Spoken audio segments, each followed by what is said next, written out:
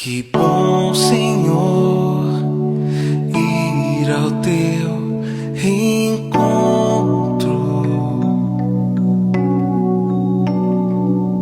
poder chegar e adentrar a tua casa,